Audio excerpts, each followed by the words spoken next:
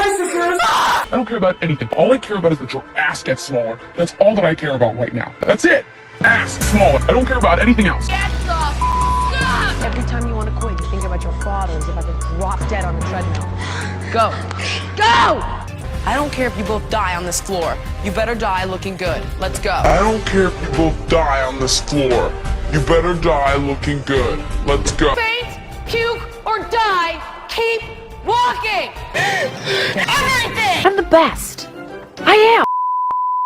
Hey friends, it's Skai. Today we're gonna have a brutal discussion about The Biggest Loser, one of the most toxic and harmful reality TV shows, but also extremely successful ones, which is bizarre because it shouldn't be as successful for many reasons. This video topic might be triggering if you have or had issues around food and body image, so feel free to click out. If not, I'd very much appreciate if you give this video a like, because it takes quite a lot of work to make these, and it would be cool if I got more than 100 views and 5 likes. You can support me if you want to, if not, that's totally fine. So relax, grab a snack, and let's get into it.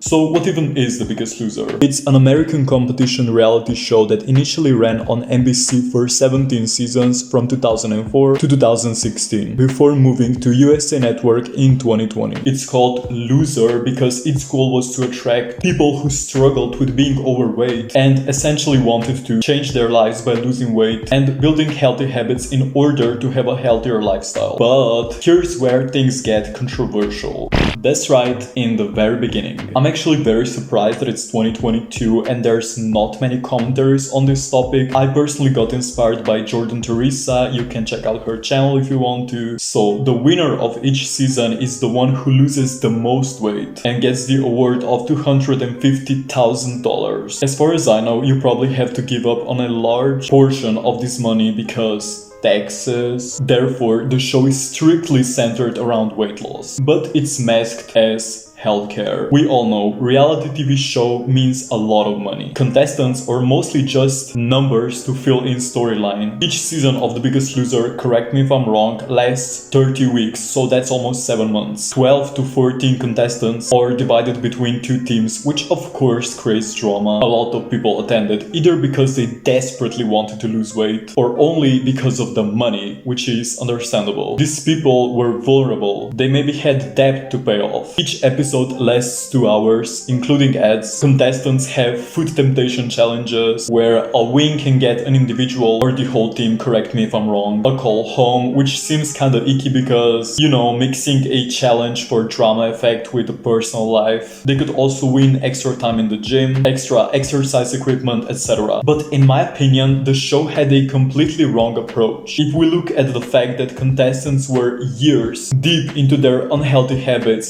/ eating disorders, it made them push way over required limits of daily exercise and its intensity. Some sources also say that contestants were expected to eat only 1,000 calories a day, which is half the amount of required daily intake. This is alleged, by the way. There's also a disturbing possibility of contestants exercising 6 to 8 hours a day, allegedly causing people to vomit, pass out. No. Yes, throw up in front of me. Those dizzy noises. Let me see it. If you do not throw up right now, we're gonna have problems. The doors couldn't open. Excuse me. Just throw up in the pan. Get on the ladder or go out the door. Dan, no! Come on, treadmill, now, step up. Come here. I can't stop. I'm not gonna say it again. Push. Go. 4, 3, 2, 1. No, ow, no, ow. No, you're out. Push-ups on the ground, 10 of them. I actually felt well, she was training me like, oh no, I just want to be eliminated. I just want to be eliminated. Are you kidding me with the falling on the ground right now? Are you kidding? 4 hours a day at least for 4 months. You better toughen up right now. 10 push-ups. You're not acting. And even urinate blood, which literally means kidney damage. And not allegedly, there was a very common verbal abuse from the side of trainers. I'm looking at you, Jillian Michaels. Hi, sisters! Before we dive into these controversies, real and alleged ones, I first want to state my opinions regarding weight loss, diet culture, EDs, etc.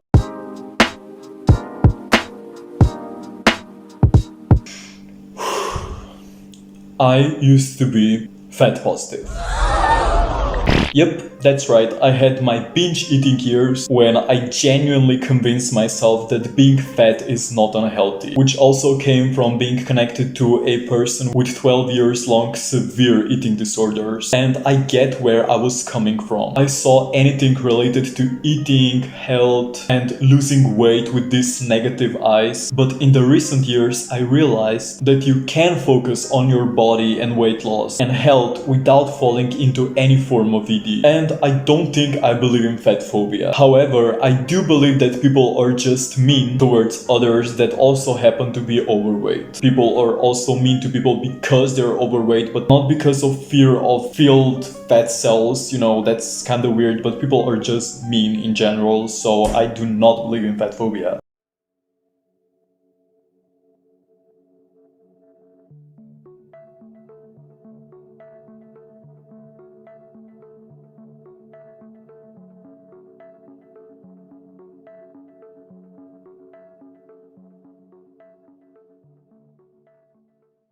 But despite that, I can confirm that the biggest loser is fatPhoBiC. That's how bad it is. When I decided to make steps towards healthier decisions, the biggest loser aired in Slovenia as well. If there's any new person watching, I'm from Slovenia, that's why I struggle with English and have this funny accent. And not to blame it, but it did contribute to my view on food and relationship towards it. My mind became restrictive and teen obsessed, but physically I couldn't control myself, so I was actually gaining weight. When I stopped caring about weight loss, I actually lost weight. It's possible that it goes the other way around, and I'm so grateful to God for that. I believe that every person is valid no matter how they look like, but I don't believe that obesity is healthy, as some people want to make it seem like. Neither are restrictive behaviors. I like Jordan, but there were things mentioned in her video that I disagree with. I kind of feel like she told people what they wanted to hear. Thin doesn't equal healthy. I agree. But you can't be obese and be healthier than a thin person. You can absolutely have healthy eating habits and exercise daily if you're obese, but let's be honest, a fat person couldn't be healthy in the process of getting fat. This would make no sense. Also, Jordan, the term morbidly obese isn't rude. Let's just say it how it is. Health also doesn't equal worth. In my opinion, we should get physically healthier because we love our bodies. If we switch to healthy eating habits because we hate our bodies and hate ourselves, that's not mentally healthy. We should sort out inner issues that cause the superficial ones. These are very, very complex. By the way, I'm not a doctor or dietitian. I'm just stating my opinions here. And I have many. There should be balance. A person can accept the way they look and yet decide to change. But if they don't change and continue in their unhealthy habits, that does not take away from their personal worth. But the biggest loser had that icky overtone of measuring self-worth in health. That wasn't even health. Which brings me to my several points of why else was this show so problematic, besides many things I already mentioned. So I already pointed out verbal abuse, alleged over-exercising and over-restricting. I don't even know why I'm saying alleged because there is literally footage on YouTube. So all of that might cause people to pass out, vomit, even urinate blood. You know, the little oopsies. But why was The Biggest Loser so focused on crossing the boundaries when it could be so helpful to these vulnerable people? It had so many resources. It's not normal for an obese person to switch on workouts that aren't suited for beginners.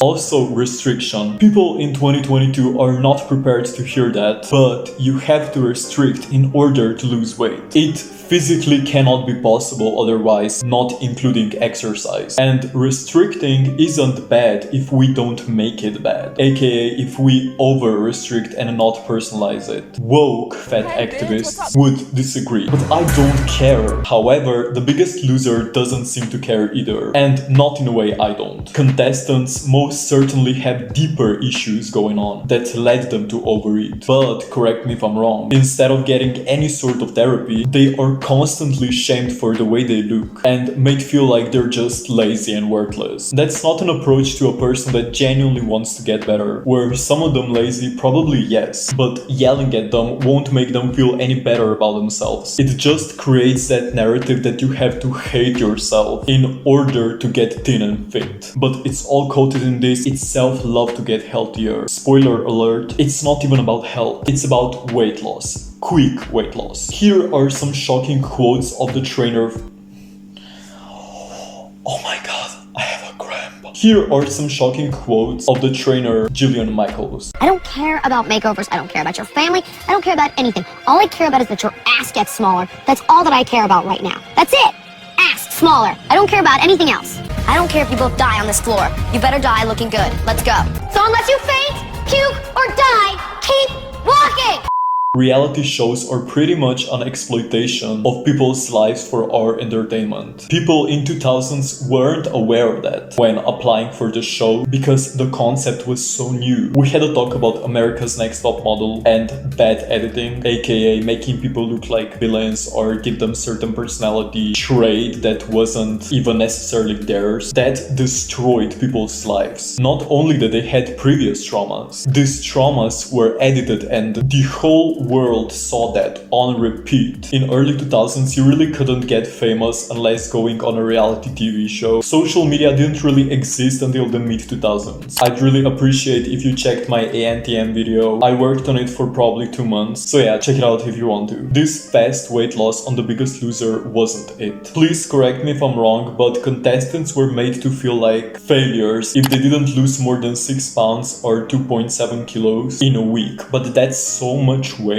I assume that they felt bad because they didn't continuously lose as much weight as during the first week. But it's normal to lose more weight in the beginning because it's kind of a shock for the body. A huge problem is that 1 week we see might actually be 2 or 3 weeks on the show, which means that people who watched the show and attempted at-home weight loss thought that losing 6 pounds in a week is not enough, not realizing that a week on the show might be 3 freaking weeks. The Biggest Loser really sells the idea of caring for people's health while causing disordered eating habits and normalizing them that can easily lead to atypical anorexia. Yes, obese people can and do develop anorexia, and it might be even more severe than anorexia that thin people have, because when you're actually overweight, the self-hatred is much worse than when you're thin, in my opinion. And God knows how many people struggled with it because of this show.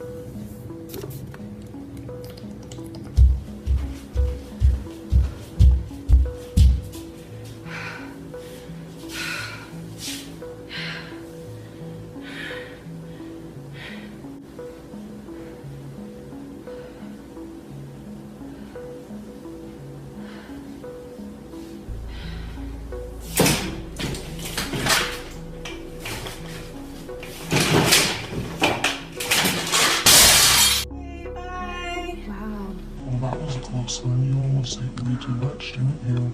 It's a good thing you didn't eat very much, although if you did eat a lot, you could just throw it out of your car and go to McDonald's and get yourself some food to eat. That'll make you feel better. You've been starving all day. You deserve it. There's some you won't have to throw it out just so you get yourself your fat, because being fat is worthless and disgusting your entire life. That's all you want. I feel sorry for that. I feel sorry for it. Still, don't get some basic terms. You're disgusting. You're a disgrace. You're never gonna get better. Everybody hates you. You hate you. I hate you. We hate you. McDonald's and get yourself some food. You need to eat and then you need to throw it up. That's what you deserve. That's what your entire life has consisted of. Is nothing but treating your body like shit. So you might as well keep on treating it like shit, because guess what? You are shit. You are nothing but shit. You are worthless. Nobody loves you. Nobody wants you. Nobody thinks you're beautiful. You are completely worthless. All you have to do is get food and throw it up, and then you will be skinny. You will be skinny. You will be skinny. Keep going. Keep fighting. Keep going. Eat as much as you want. Spit it out. Spit it out of your mouth. You spit that nasty food out of your mouth. You are a pig. You are disgusting. Spit it out of your mouth. Good for you. Keep on eating and keep on spitting, because you do not deserve to keep the nutrients down that you are putting into your body. You don't deserve that. You deserve to be sick. Disgusting. You deserve to be sick forever. And you are going to be sick forever. So you might as well just embrace it and deal with it until the day that you die. You are going to be it's not a day.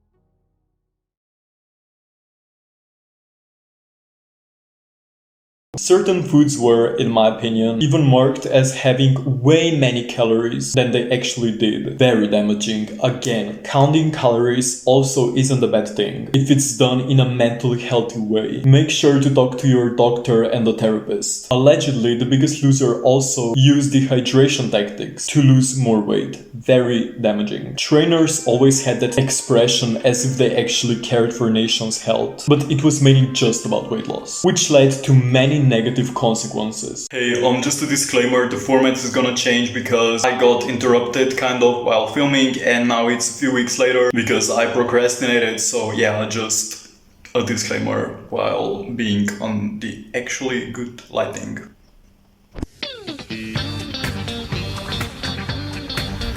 Contestants' bodies were more or less in a starvation mode during the competition. So what happened after is that people went into binge mode and gained all the weight back or even more, which is normal. When you starve, your metabolism slows down, and as soon as you have an option to eat more and you do eat more, your body starts to store all the fat because it doesn't know when you will put it in a starvation mode again. Put the body in a starvation mode. That's why it's so important to eat enough food even when losing weight. You need energy. Your metabolism must run. Your body needs to function. An average person needs around 2000 calories a day just in order to exist. If you're active or tall, you need more. But if you're not active or if you're shorter, you don't need to eat that much. It really depends on the individual. But these poor contestants probably ended up struggling even more. And their body image was even worse after all the fat shaming on the show. I'm going off script now, but for example, if you're fat and get fat shamed in order to lose weight, and then you lose the weight, and then you leave the competition and gain all the weight back, you will hear all the negative comments in your head that you got while you were overweight in the show. And you won't feel good. You won't be able to, okay, I'm accepting where I am now, I will adjust everything to my body, my food in order to lose weight in mentally and physically healthy way. It's not gonna happen. The show was just so toxic that you can't, in my opinion, that you just can't look at things in a healthy way after you've been fed all these negative comments. All you ladies pop your pussy like this. Is The Biggest Loser just a cash grab? I would have to say yes. 2000s were very toxic regarding body standards, not as toxic as late 2010s and early 2020s, but it was toxic. There was either muscular or a size 0, or else you were just fat. fat. And that's so sad because it's simply not true. I feel this way, like the lowest healthy weight was the highest acceptable weight. So it basically had to be stick thin if you were a woman and if you were a man. Male body standards are a topic for a whole another video because I think it's always all about women. Like, I feel the best when I'm thin because I think it suits me personally, and I don't know why would I have to be muscular in order to be socially acceptable, like as attractive, which I don't know, is just stupid. Going off script, sorry. So as Jordan already mentioned, magazines had no shame in marking celebrities' bodies as bad, even though they had like really nice, normal, healthy bodies. If we looked at their ages and their circumstances, money.